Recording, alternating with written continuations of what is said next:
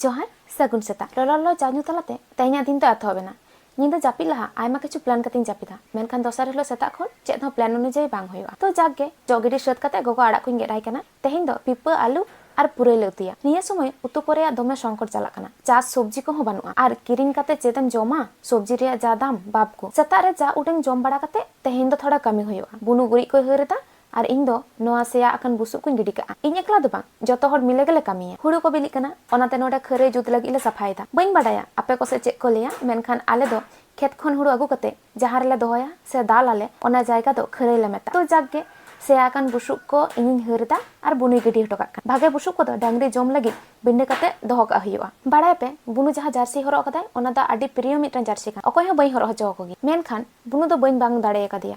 तेहेन दो अडी जोर उद्गार कना सितुंग दुनु बांग सितुंग कना उद्गार तेगा उद्गार कना काटे जिरो बाड़ा कते आरहो कामिटले धुरावना नितो दो बुनु गे हरिन कना आर इन दुई गिडी हटो काक कना लोहत बुसुब तो दमे हमाल कान मी तिकिन कामी कते आदो तुपु बड़ा हुआ काकू तको हं नते जोर कोतम ओड़ाग को जुत को धुराव काना सोरहाय तको पुराव लगी आर आले दो नोंका के दिनम हिलो खरई साफा हुई तलेया आर हं ओड़ाग दुआर हं छोज पोताव लगा कारण सोरहाय सेटरोग काना से तो जाके इन दो होय कामी को सोध बड़ा कते नितो दो नारकेलिन जमदा तो ठीक गया ते냐 मिनी व्लॉग तो नोडा हबी गे जतो जोहार।